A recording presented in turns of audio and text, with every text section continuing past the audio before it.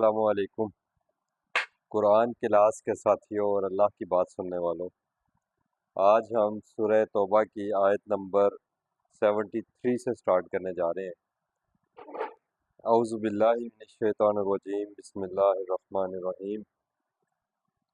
یا ایہا النبی، اے نبی صلی اللہ علیہ وآلہ وسلم، جاہد الکفار والمنافقین، جہاد کریں، جد و جہد کرتے رہیں، کوشش کرتے رہیں جو انکار کرنے والے ہیں ان کے ساتھ بھی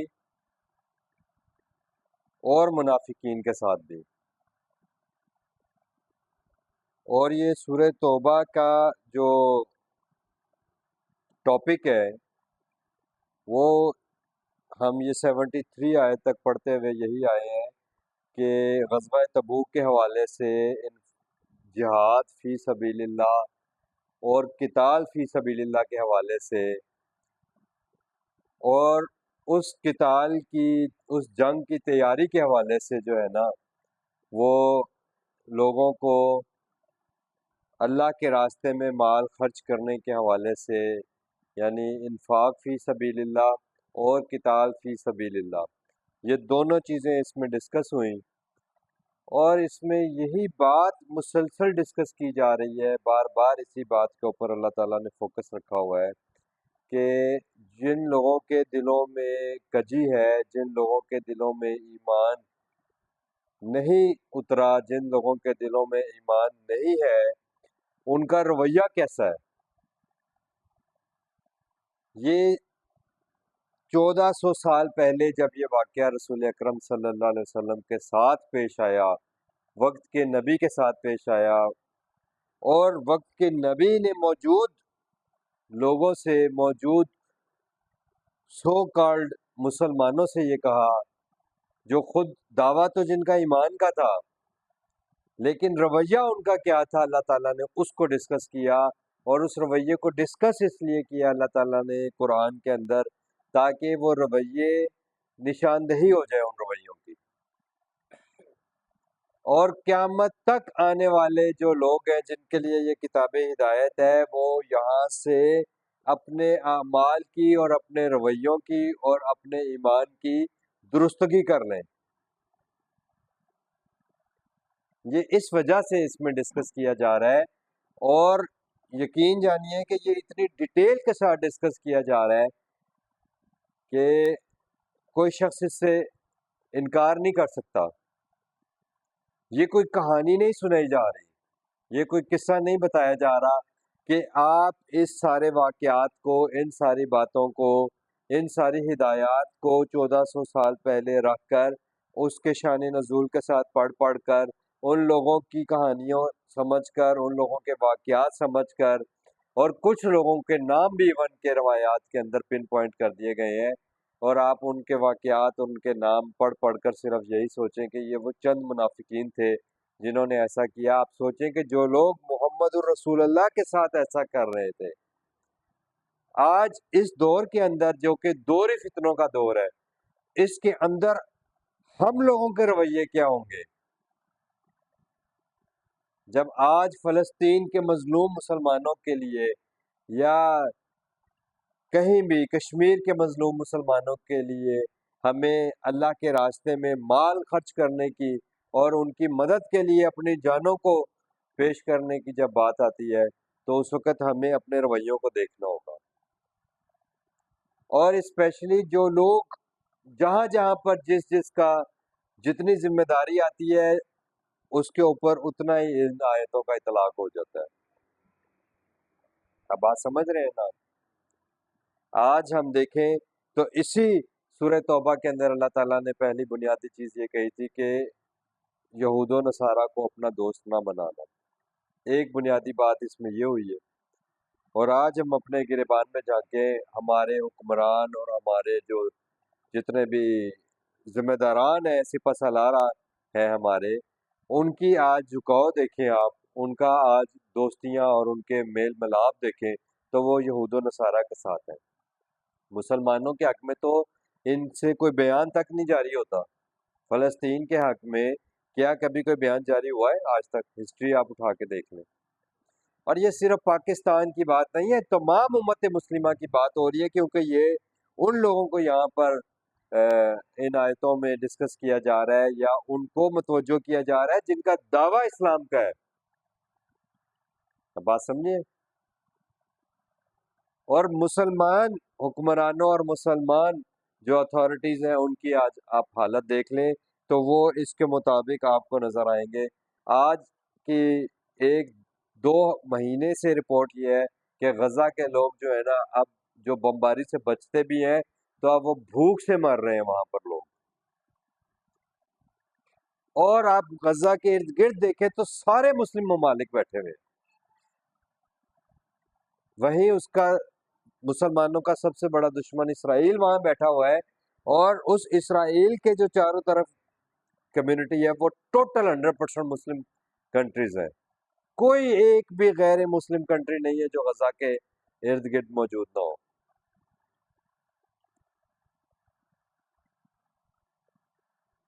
اب یہ صورتحال تو ہمیں ہی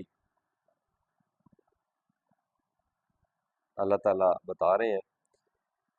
اے نبی صلی اللہ علیہ وسلم یہ کام ہمیشہ ہوتا رہے گا. جاہد الکفار والمنافقین، یہ جب رسول اکرم صلی اللہ علیہ وسلم کو اس بات کا حکم دے دیا گیا تو یہ رسول کا حکم قیامت تک کے لیے ایسے ہی قابل عمل ہے جیسے اس وقت قابل عمل تھا.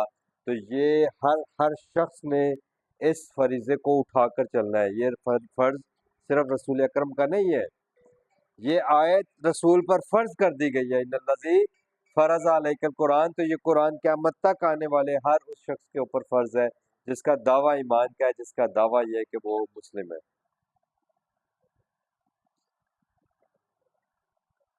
وَغْلُظْ عَلَيْهِمْ، اور ان کے ساتھ نرمی سے نہیں پھر پیش آنا جب ان کے ساتھ جھگڑا ہو جائے، جب ان کے ساتھ جنگ ہو جائے. جہاد کرتے رہنا ہے، کوشش کرتے رہنے ہیں، دعوت پہنچانے کا ذمہ آپ کے پاس ہے. ان تک اللہ اور اس کے رسول کی دعوت کو پہنچانے کی ذمہ داری قیامت تک ہم پر ہے. اور جب ان کے ساتھ مقابلہ ہو جائے، جنگ ہو جائے، تو پھر ان کے ساتھ سختی کرو. وَمَأْوَاهُمْ جہنم، اور یقیناً ان کا ٹھکانہ جہنم ہے. کن کا ٹھکانہ جہنم ہے؟ جو سرے سے اللہ کی بات کا انکار کر دیں، دعوت کا انکار کر دیں، اور ان کا ٹھکانہ بھی جہنم ہے جو اس دعوت کا یہ اپنے ایمان کا دعویٰ تو کریں لیکن وہ منافقت ان کا نفاق ہو. اور ابھی آگے آنے والی آیتوں میں بھی اللہ تعالیٰ بتا رہے ہیں کہ اللہ تعالیٰ ان کے دلوں میں نفاق کی حالت سے بخوبی واقف ہے. وہ بئس المصیر، اور وہ جو ان کا ٹھکانہ جہنم ہے بہت بری جگہ ہے. یحلفون باللہ، اور قسمیں کیا کھاتے ہیں کہ ما قالو، کہ انہوں نے تو کچھ نہیں کہا. اب یہ اللہ کہہ رہا ہے کہ وہ کس چیز کے کہنے کے متعلق بات ہو رہی ہے، کہ یہ کہتے ہیں کہ ہم نے ایسی کوئی بات نہیں کی. وَلَقَدْ قَالُوا، اللہ کہہ رہے ہیں اور یقیناً انہوں نے ایسی بات کہی ہے. اور وہ بات کیا ہے ان کی؟ کلمۃ الکفر، وہ کلمہ جو انہوں نے نکالا ہے اپنی زبان سے، وہ سینٹینس ان کا بولا ہوا وہ کفر کا سینٹینس ہے، یعنی وہ اللہ اور اس کے رسول کے حکم کی خلاف ورزی ہے. اور ابھی پچھلے رکوع میں ہم نے وہ دو باتیں تو ان منافقین کے حوالے سے پڑھی ہیں، ذرا آپ یہ نکال لیں. 58 نمبر آیت ہے سورہ توبہ کی، وہاں پر اللہ تعالیٰ یہ بتا رہے ہیں کہ انہوں نے کیا کہا. وَمِنْهُمْ مَن يَلْمِزُكَ فِي الصَّدَقَاتِ، پہلی بات تو یہ کہ انہوں نے رسول اکرم صلی اللہ علیہ وسلم پر صدقات کی تقسیم کے اوپر، ان کے اس تقسیم صدقات کے نظام کے اوپر الزام لگایا. اور دوسری آیت نیچے جا کر آئی ہے 61 آیت کے، اس میں کہہ رہے ہیں وَمِنْهُمُ الَّذِينَ يُؤْذُونَ النَّبِيَّ وَيَقُولُونَ هُوَ أُذُنٌ، کہ یہ نبی صلی اللہ علیہ وسلم جو ہے یہ تو نرے کان ہے، یعنی ہر ایک کی بات سنتے ہیں. رسول کے متعلق اس طرح کے کلمات جو انہوں نے نکالے ہیں، یہ دونوں اللہ تعالیٰ نے اس پچھلے رکوع میں ڈسکس کیے تھے. اور اللہ تعالیٰ نے بتایا تھا کہ قالو کلمۃ الکفر، یہ انہوں نے کفر کا کلمہ منہ سے نکالا ہے. وَكَفَرُوا بعد اسلامہم، اور یہ کب انہوں نے کہا ہے؟ جب انہوں نے اسلام کے قبول کرنے کا دعویٰ کیا. وَهَمُّوا بِمَا لَمْ يَنَالُوا، اور وہ ایسی بات کا بھی ارادہ کر چکے ہیں جس بات کے انجام تک وہ نہیں پہنچ سکے، یعنی جس پر ان کو قدرت نہیں تھی۔ وما نقموا الا ان اغناہم اللہ، اور وہ کس چیز کا انتقام لے رہے ہیں؟ ان لوگوں سے جن کو رسول اکرم صلی اللہ علیہ وسلم نے اپنے صدقات سے نوازا۔ ورسولہ من فضلہ، اللہ اور اس کے رسول نے اپنے فضل سے ان کو وہ صدقات، وہ جو مال غنیمت کا مال لا کر ان لوگوں میں تقسیم کیا مدینہ کے،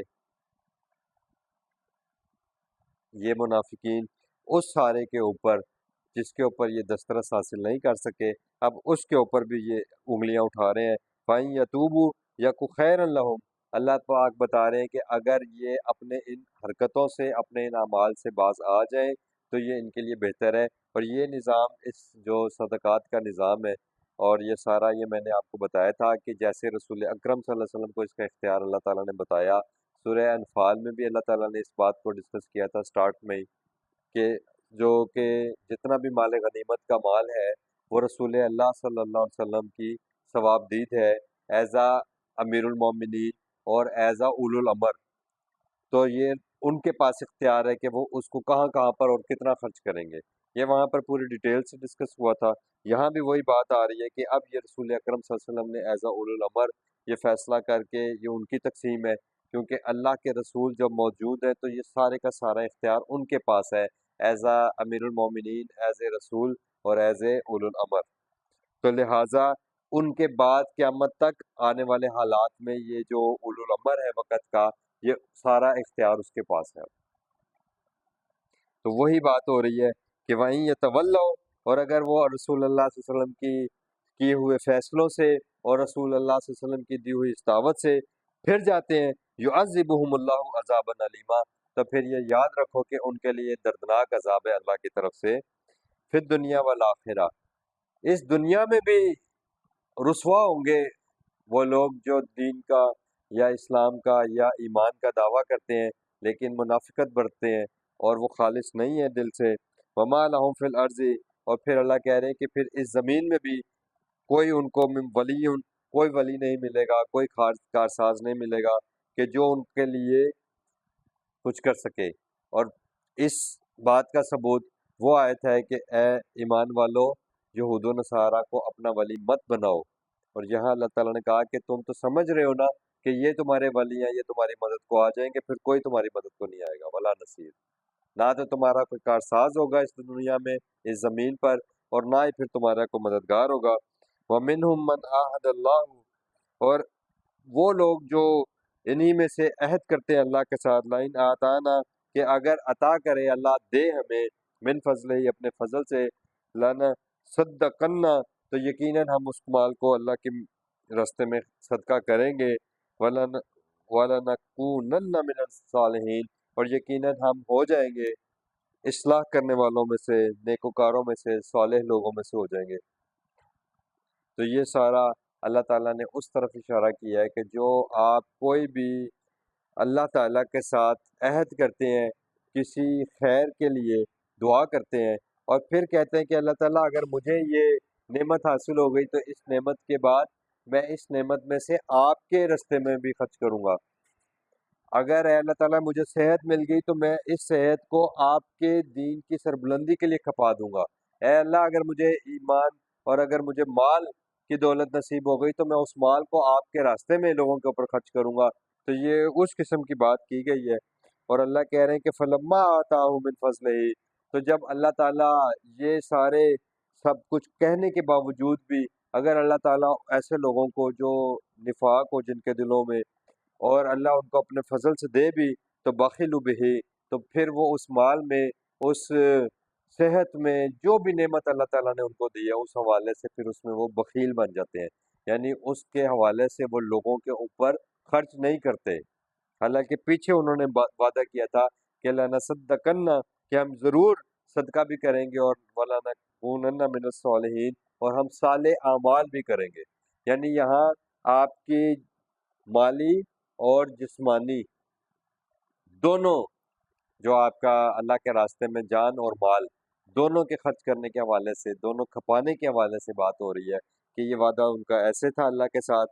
فلما آتاہم من فضلہ بخلوا بہ، وتولوا، اور پھر انہوں نے کیا کیا، اپنے اس سینگ سے جو انہوں نے اللہ کے ساتھ ایک اقرار کیا تھا اس سے وہ پھر گئے، وہم معرضون، اور دراصل اللہ تعالیٰ کہتے ہیں کہ یہ ان کا روش ہی یہی ہے کہ یہ ہمیشہ سے اللہ کی بات کا اعراض ہی کر رہے ہیں۔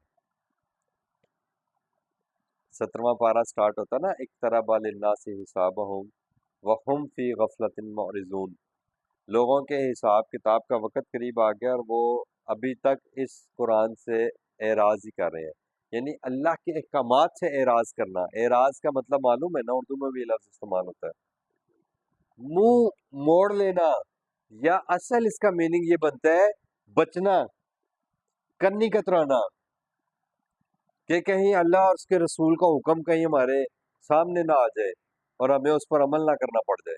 آج آپ قرآن کی دعوت دیتے ہیں نا جب لوگوں کو، تو آپ کو پتہ ہے ہمارے معاشرے میں سب سے پہلے وہ لوگ جو مسلم کہلاتے ہیں، جن کے گھروں میں قرآن ہے، جو مسلمانوں کے گھر میں پیدا ہوئے ہیں، سب سے پہلے وہ اس قرآن سے اعراض کرتے ہیں۔ کیوں؟ کیونکہ جب آپ ان کو بتاتے ہو کہ جو دین تم معاشرے میں لے کر بیٹھے ہوئے ہو اور جو دین تم سمجھ رہے ہو کہ اللہ اور اس کے رسول نے دیا ہے، یہ قرآن اس دین کی جو معاشرے میں ہے اس کی تصدیق نہیں کر رہا، تو فوراً وہ کیا کرتے ہیں، وہ اس قرآن سے اعراض کرتے ہیں، پیچھے ہٹتے ہیں، دور ہٹتے ہیں، اس سے کنی کتراتے ہیں۔ کیوں؟ کیونکہ وہ سوچتے ہیں اور وہ سمجھتے ہیں کہ یار جن کاموں پر، جن اعمال پر ہم بچپن سے لگے ہوئے ہیں، اگر قرآن نے ان اعمال کی تصدیق نہیں کی، ہمارے ان عقائد اور عقیدوں کی اور ہمارے فرقوں کی تصدیق اگر قرآن نہیں کر رہا، تو پھر تو ہم مارے جائیں گے۔ یہ تو وہی بات ہو گئی کہ کبوتر جو ہے وہ بلی کو دیکھ کر آنکھیں بند کر لے۔ آج ہم مسلمانوں کا یہ حال ہے کہ ہم اس قرآن سے آنکھیں بند کیے ہوئے ہیں، اور یہ اللہ نے اسی طرف اشارہ کیا کہ اقترب للناس حسابہم وہم فی غفلۃ معرضون، یہ کیسے بے وقوف لوگ ہیں، حساب کتاب قریب آنے والا ہے، کیوں نہیں خود کو درست کر رہے؟ اس دنیا کے اندر توبہ کا پورا اللہ تعالیٰ نے انتظام کیا ہوا ہے۔ اللہ نے کہا جس وقت دعوت تمہارے پاس آ گئی اور جس وقت تم نے تہہ دل سے اس دعوت کو قبول کر لیا اور اس پر عمل کرنے والے ہو گئے، تو پھر اللہ تعالیٰ کہتا ہے کہ اللہ تعالیٰ تمہارے یبدل اللہ سیئات من الحسنات، وہ جو گناہ ہو گئے، وہ جو غلطیاں نادانستگی میں اور لا علمی میں ہو گئی، وہ معاف کر دی جائیں گی، اور صرف معاف نہیں کی جائیں گی بلکہ ان برائیوں کو نیکیوں میں تبدیل کر دیا جائے گا، تاکہ تمہارا وہ پلڑا جو تھا نا، وہ ثقلت موازینہ، وہ وزن جو تمہارے ثقیل ہونے سے تمہاری فہو فی عیشت راضیہ والا وعدہ ہے، وہ پورا ہو جائے تمہارا۔ یعنی اللہ تعالی ہمیں وقت نوازنے کے لیے ہے، اور ہم غفلت میں دیکھیں کیا کر رہے ہیں، ہم پھر بھی اس سے پیچھے ہٹ رہے ہیں۔ تو یہ آنکھیں کھولنے کا وقت ہے، یہ کبوتر کو، بلی کو دیکھ کر اپنے لیے انتظام کرنے کا وقت ہے، آنکھیں بند کر کے اس کی خوراک بننے کا وقت نہیں ہے۔ یہ آیات قیامت تک کے لیے روشنی دینے کے لیے، اور یہ کیسے ممکن ہے کہ جب آپ روشنی میں آ جائیں اور آپ کو پتہ چل جائے کہ آپ پہلے اندھیرے میں تھے، تو پھر بھی آپ ٹکریں ماریں، پھر بھی آپ غافل ہوں، تو پھر تو آپ خود بخود اپنے آپ کے دشمن ہیں، کوئی اور تو آپ کا دشمن نہیں ہے۔ پھر کیا جواب دیں گے اللہ تعالیٰ کو؟ تو لہٰذا جب یہ آیات ہمارے سامنے آئے تو ہمیں ان کے آگے سرنڈر کر دینا ہے، سجدہ کر دینا ہے۔ فَعَقَبَهُمْ نِفَاقًا، اور پس اللہ تعالیٰ نے ان کا انجام یہ کیا، ان کے نفاق کی وجہ سے، فی قلوبہم، جو ان کے دلوں میں تھا، الی یوم، اس دن تک کے لیے۔ اب یہ اللہ تعالیٰ کہہ رہے ہیں کہ ان کے نفاق کی حالت، ان کے دلوں میں جو نفاق ہے، یہ پھر اللہ تعالیٰ نے کنٹینیو رکھنی ہے، وہ اس سے نجات نہیں حاصل کر سکیں گے۔ جب اللہ تعالیٰ کے کلام کے اوپر، اللہ کی بات کے اوپر ایمان نہیں لے کر آنا، تو پھر اس نفاق کی نشاندہی کیسے ہوگی ان کو؟ تو اللہ نے کہا پھر یہ چلے گا قیامت کے دن تک۔ وہی بات ہو گئی نا، بما اخلف اللہ، کیونکہ انہوں نے خلاف کیا اللہ کے، ما وعدہ، جو انہوں نے خود اللہ سے وعدہ کیا تھا۔ اور ہر نماز میں ہم کیا وعدہ کرتے ہیں؟ ایاک نعبد و ایاک نستعین، غلامی کس کی کریں گے؟ اللہ کی۔ تو پھر آقا کا حکم بھی تو سنیں، آقا کا حکم ماننے کے لیے اس کا حکم سننا پڑے گا۔ یہ نہیں ممکن کہ مالک کا حکم سنیں بھی نہ اور کہیں کہ ہم تو بڑے فرما بردار ہیں، بڑے آقا کے تابے دار ہیں. تابے داری اور فرما برداری ممکن ہی نہیں ہے حکم سنے بغیر. کس چیز کی تابے داری؟ کس بات کی، کس فرمان کی فرما برداری ہوگی؟ خود کو دھوکہ دے رہے ہیں. یخادعون اللہ وما یخدعون الا بانفسہم. بار بار قرآن میں بے جا اللہ تعالیٰ نے یہ نشاندہیاں کر دی ہوئی ہیں. وَبِمَا كَانُوا يَكْذِبُونَ. ایک تو وعدے کے خلاف کرتے ہیں اور دوسرا اس وجہ سے کہ تکذیب کرتے ہیں. تکذیب کرتے ہی وہی ہے جو مانتا ہے، ورنہ یہاں کفر کا لفظ آنا تھا. بات جاہد الکفار والمنافقین سے ہوئی تھی، تو کفار تو وہیں رک گئے بیچارے. ان کا تو وہیں ستیہ ناس ہو گیا جب انہوں نے اللہ کی دعوت کا پہلے دن انکار کر دیا. لیکن جنہوں نے کہا کہ ہم نے مانا اور پھر مان کر نہ مانا، تکذیب اس کو کہتے ہیں. تو یہ منافق ہیں، اور یہ منافقت ہم اپنے اندر اس آئینے کے اندر، اس قرآن کے آئینے کے اندر اپنے آپ کو درست کر لیں. یہی وقت ہے. علم یعلموا ان اللہ یعلم سرہم و نجواہم. پھر دوبارہ اللہ تعالیٰ کی طرف سے یہ یاد دہانی کروائی جا رہی ہے کہ کیا نہیں جانتے؟ کیا اس بات سے لا علم ہو؟ اچھا، اس کا انکار کوئی نہیں کر سکتا. منافق بھی اس کا انکار نہیں کرے گا کہ اللہ جانتا ہے یعلم سرہم و نجواہم، کہ جو بھی وہ چھپ کر اپنے صلاح مشورے کر رہے ہیں اور نجواہم اور سرگوشیاں کر رہے ہیں، وہ اللہ جانتا ہے. وَأَنَّ اللَّهَ عَلَّامُ الْغُیُوبِ. اور وہ یہ بھی جانتے ہیں کہ اللہ تعالیٰ ہر جو غیب ہے، جس کو وہ سمجھ رہے ہیں کہ یہ اللہ کے نہیں معلوم اور وہ چھپ کر رہے ہیں، اللہ کہہ رہا ہے اللہ ہر غیب کو بہت بہترین جانتا ہے، خوب واقف ہے. الذین یلمزون المطوعین من المؤمنین. اور یہ وہی لوگ ہیں جو ان مومنوں کو جو تانے دے رہے تھے فی صدقات، کہ وہ جو اپنے صدقات اللہ کے رسول کو آ کے پیش کر رہے تھے. اسی سورہ توبہ میں ابھی آگے چل کر بھی وہ ڈیٹیلز آئیں گی جو اللہ نے اللہ کے رسول صلی اللہ علیہ وسلم کو کہیں کہ آپ انہیں عراب جو دیہات کے لوگ آتے ہیں ان سے یہ صدقات جو ہے یہ وصول کر لیا کریں، اور آپ ان کے صدقات سے ان کی دلجوئی کریں گے اور ان کے ساتھ آپ کا تعلق گہرا ہوگا، اور یہ ان کے صدقات جو ہے نا یہ ان کے لیے یعنی اس کا باعث بھی بنیں گے اللہ کے ہاں قبولیت کا. تو یہ ساری آیتیں آگے بھی ڈسکس ہو رہی ہیں اور یہاں پر بھی. اور یہ کیوں ہو رہی ہیں؟ کیونکہ جو اللہ کے راستے میں خلوص دل کے ساتھ مال پیش کر رہا ہے، اللہ تعالیٰ نے ان کے اعمال کو یہاں پر لکھ دیا اور یہ نشانی بنا دی قیامت تک کے لیے آنے والے لوگوں کے لیے. وہ جس کو کہتے ہیں نا کسی کے لیے وہ جو بنتا ہے ایک رول ماڈل، تو یہ وہ رول ماڈل جو بنے ان کے اعمال کے اللہ تعالیٰ نے یہاں کہہ دی کہ جن لوگوں نے اللہ کے راستے میں جتنی حیثیت تھی وہ صدقات پیش کیے، اور وہ لوگ بھی ان میں شامل تھے کہ جو کیا کرتے تھے والذین لا یجدون، جو کچھ بھی نہیں اپنے پاس پاتے تھے الا جہدہم، ما سوائے اس کی جتنی وہ تھوڑی بہت مزدوری کر لیں، فیسخرون منہم، تو ان ظالموں نے ان منافقین نے ان کا بھی مذاق اڑایا. سخر اللہ منہم، تو اللہ تعالیٰ اب ان پر ان کا مذاق اڑائے گا، اور یہ اڑا رہا ہے اللہ ان کا مذاق کہ تمہارے اعمال تو ضائع ہو گئے. وَلَهُمْ عَذَابٌ علیم. اور پھر سن لو کہ اس بات پر بھی اللہ تعالیٰ تمہارے لیے عذاب علیم تیار کرے گا. تو یہ وہ پھر بات آ گئی جو اللہ تعالیٰ نے کہا کہ ان کا کلمۃ الکفر جو ہے وہ یہ کہتے ہیں کہ ہم تو کفر کی باتیں نہیں کرتے. اللہ نے پھر ان کے اوپر یہ یہاں پر وہ چارج لگا دیا کہ دیکھو تم نے یہاں پہ پھر ان لوگوں کو بھی نہیں چھوڑا. پہلے تو تم نے رسول اللہ کے متعلق باتیں کی، اب تم نے ان کمزور اور مفلس ایمان والوں کے اوپر بھی طنز لگائے ہیں. اللہ تعالیٰ ان سب کی طرف سے کھڑے ہو کر جواب دے رہے ہیں کہ وَلَهُمْ عَذَابٌ عَلِيمٌ. استغفر لَهُمْ، اے نبی صلی اللہ علیہ وسلم ان لوگوں کی جو عذاب کا فیصلہ ہے یہ صادر ہو چکا ہوا ہے. اب اس کے بعد استغفر لہم، یہ آیت بھی قرآن میں موجود ہے اور اوپر والی آیت بھی قرآن میں موجود ہے. اوپر والی آیت اللہ کا فیصلہ ہے کہ وَلَهُمْ عَذَابٌ عَلِيمٌ، اور یہ بھی اللہ کا فیصلہ ہے کہ استغفر لہم، آپ ان کے لیے دعائے مغفرت کریں، اور لا تستغفر لہم، یا آپ ان کے لیے دعائے مغفرت نہ کریں.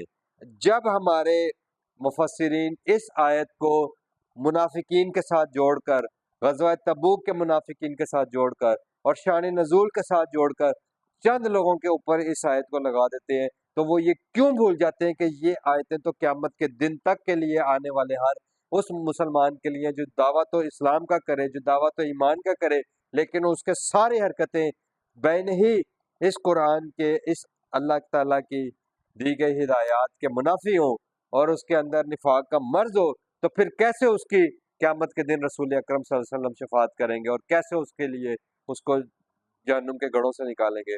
سورہ زمر اللہ تعالیٰ فرما رہے ہیں کہ جب اللہ تعالیٰ فمن حق علیہ کلمۃ العذاب، کہ پس جس پر اللہ تعالیٰ کی طرف سے عذاب کا کلمہ حق ہو گیا، صادر ہو گیا، افانت تنقذ من فی النار، تو اے پس کیا نبی صلی اللہ علیہ وسلم آپ اس کو اس آگ سے نکالیں گے باہر؟ یہ لوگوں کو، جن لوگوں نے ٹرک کی بتی کے پیچھے لگایا ہوا ہے نا سارے لوگوں کو کہ جی وہاں پر رسول اکرم صلی اللہ علیہ وسلم چھڑا لیں گے، تو کہیں قرآن میں ایسی ایک آیت بھی نہیں ہے کہ رسول اکرم صلی اللہ علیہ وسلم کسی جو ایمان لے کر نہیں آیا اللہ کے پاس، جو اعمال لے کر نہیں آیا اللہ تعالیٰ کے پاس، جو قیامت کے دن اپنے اعمال کے ترازو میں ایمان ہی نہیں لے کر آیا، اللہ تعالیٰ اس کے رسول اکرم صلی اللہ علیہ وسلم کے کہنے پر کیسے چھوڑ دیں گے؟ جبکہ یہاں پر قیامت کے دن تک کے لیے فیصلہ محفوظ کر دیا گیا، اور یہ رسول اکرم صلی اللہ علیہ وسلم کی زبان مبارک سے نکلے ہوئے یہ الفاظ ہیں کہ استغفر لہم او لا تستغفر لہم، اے نبی صلی اللہ علیہ وسلم آپ ان کے لیے دعائے مغفرت کریں یا نہ کریں، یہ کوئی فائدہ نہیں ہے۔ ابھی میں آگے چلتا ہوں، لیکن سورہ زمر کی آیت مجھے آگے نہیں جانے دے رہی۔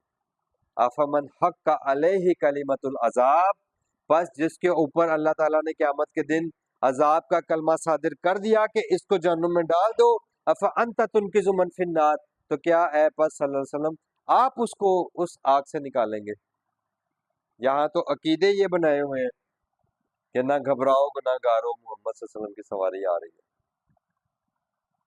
یہ آج اس آئینے میں اپنے آپ کو درست کر لیں ہم، یہ ہمارے لیے آیتیں، جو ان آیتوں کو پڑھ رہا ہے، میں پڑھ رہا ہوں، میرے لیے یہ آیتیں ہیں، آپ کے کان سن رہے ہیں، آپ پڑھ رہے ہیں، یہ آپ کے لیے آیتیں۔ فیصلہ کر لیں کہ اللہ اور اس کے رسول کی صف میں کھڑے ہونا ہے یا اس کے مخالف کھڑے ہونا ہے۔ اعمال تو اللہ اور اس کے رسول کے مخالف کھڑے ہو کے کریں، اور امید یہ رکھیں کہ قیامت کے دن رسول اکرم صلی اللہ علیہ وسلم بچا لیں گے، یہ نہیں ہوگا۔ ان تستغفر لہم، پھر سن لو کہ اے نبی صلی اللہ علیہ وسلم اگر آپ استغفار مانگیں، اللہ سے مغفرت مانگیں ان کے لیے، استا لفظ جو ہوتا ہے نا الف سین تے، یہ ریکویسٹ کے لیے ہوتا ہے، التجا کے لیے ہوتا ہے، مانگنے کے لیے ہوتا ہے، غفر معافی مانگیں، بخشش مانگیں ان کے لیے، 70 مرتين دفعہ بھی، 70 دفعہ بھی آپ اللہ کے سامنے ان کے لیے دعائے مغفرت کریں، فَلَن يَغْفِرَ اللَّهُ لَهُمْ، ہرگز نہیں بخشنے والا اللہ ان کو، ہرگز نہیں ممکن یہ کہ اللہ ان کو بخش دے۔ کہاں آپ بھٹکے جا رہے ہو؟ فَأَيْنَ تَذْهَبُونَ، کدھر بھاگ رہے ہو، کدھر دوڑ رہے ہو اس قرآن کو چھوڑ کر؟ کدھر بھٹک رہے ہو، کدھر غفلت میں پڑے ہوئے ہو؟ یہ ہے قول رسول جو محمد رسول اللہ صلی اللہ علیہ وسلم واضح بتا کر چلے گئے ہدایت قیامت تک کے لیے۔ اب ان کے نام پر گڑ گڑ کے معاشرے کو تباہ کر دیا ہے، اور ان لوگوں سے اپنے مفادات حاصل کر لیے۔